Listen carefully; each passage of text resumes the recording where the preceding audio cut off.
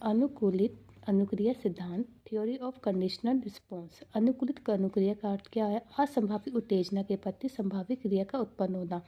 कोई भी क्रिया असंभावित उत्तेजना है, उसके प्रति हम संभावित क्रिया करने लग जाते हैं तो उसे अनुकूलित अनुक्रिया कहते हैं।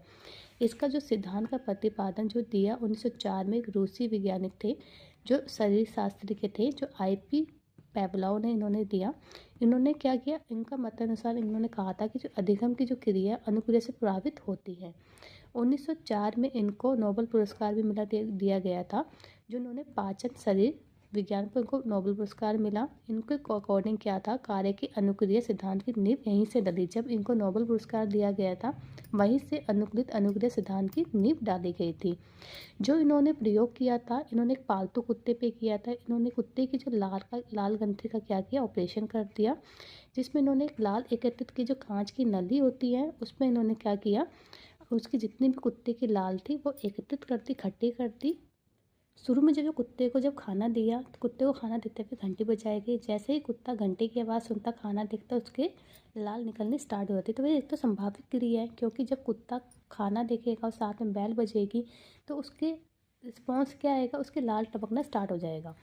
फिर आगे जाके इन्होंने क्या किया कि सिर्फ कुत्ते को बैल बजाई, खाना नहीं दिया। तो फिर भी जब ये देखा गया, जब घंटी बजाई गई तो कुत्ते की लाल टपकना शुरू हो गई, क्योंकि कुत्ते को ऐसा लगा कि घंटी बजेगी तो मुझे खाना मिलेगा, बट खाना नहीं दिया गया। जैसे फर्स्ट में क्या किया, यूएस क्या है, भोजन। जैसे ही भोजन दिया गया, कुत्ते की लाल टपक गई थी। संभावित क्रिया क्या थी, भोजन, और अनुक्रिया क्या हुई, उसकी लाल टपकनी स्टार्ट हो गई। दूसरे में क्या किया गया, खाना दिया गया, CS क्या है, घंटी की आवाज़ दी गई तो कुत्ते की लाल टपकनी स्टार्ट हो गई। थर्ड में क्या किया, सिर्फ घंटी की आवाज़ सुनाई दी गई और कुत्ते की लाल टपकनी स्टार्ट हो गई। जो इन्होंने प्रतिकारक दिए, एक अभ्यास है, किसी भी कार्य को अगर हम बार बार करते हैं तो वो हमेशा बच्चे के दिमाग में स्थिर हो जाता है। बच्चा उसे लर्न कर लेता है, बच्चा उसे समझ जाता है कि हमें किसी भी कार्य को बार बार दोहराना चाहिए। दूसरा है समय।